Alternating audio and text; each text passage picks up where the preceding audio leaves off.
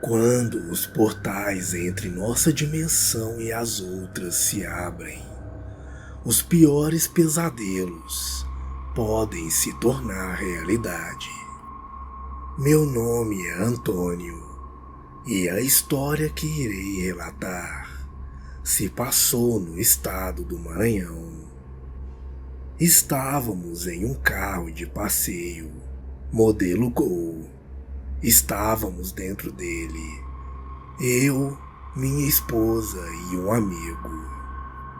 Já estávamos há um certo tempo viajando, até que chegou o final da tarde, já quase virando para a noite. Nessa etapa, passamos por um posto de gasolina de beira de estrada.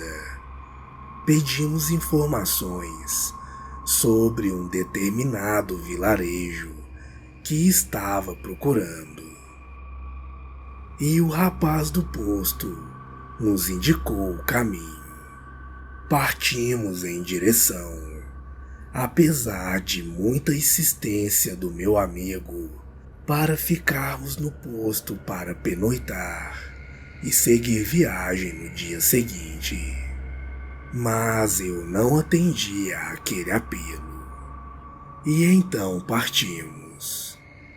Passado algum tempo, já na escuridão da noite, começamos a passar por um caminho todo esburacado. E o meu carro era todo rebaixado. O deslocamento era muito desconfortável. A estrada estava um breu louco. Só víamos à frente, onde o farol do carro batia.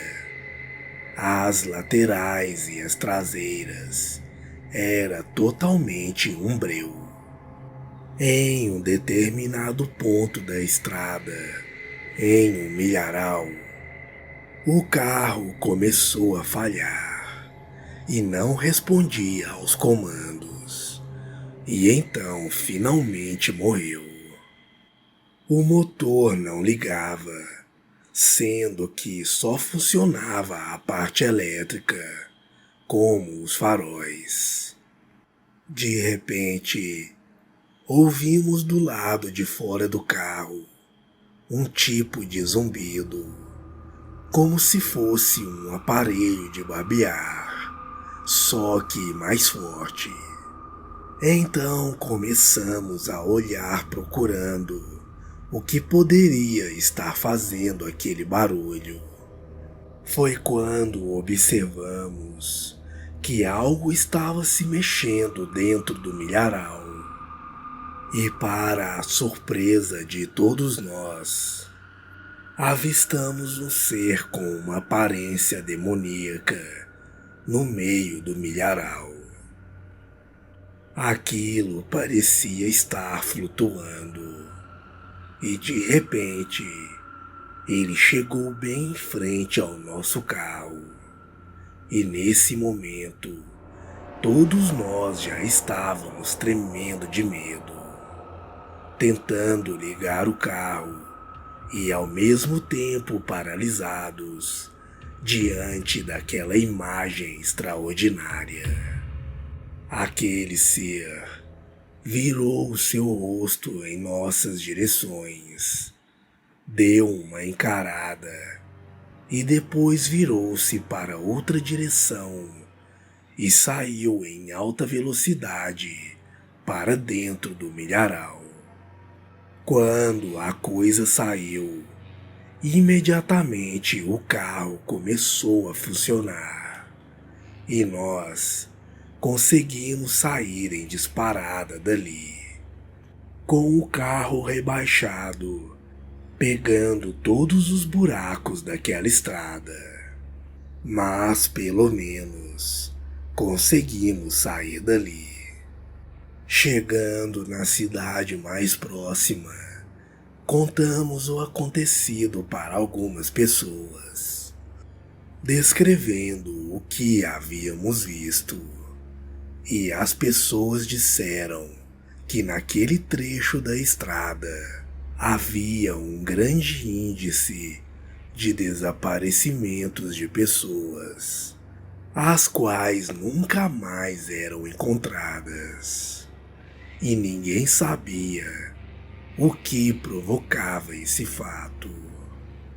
Depois do ocorrido, fiquei traumatizado e evito a todo custo viajar à noite, seja para onde for.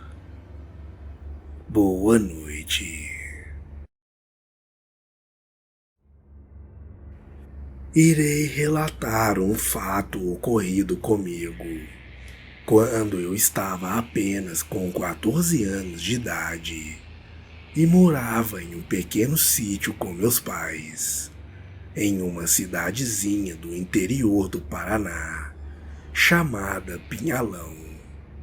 Em uma tarde, precisávamos ir até o patrimônio, que ficava a cerca de 3 quilômetros dali. Iríamos levar uns sacos de arroz para serem beneficiados.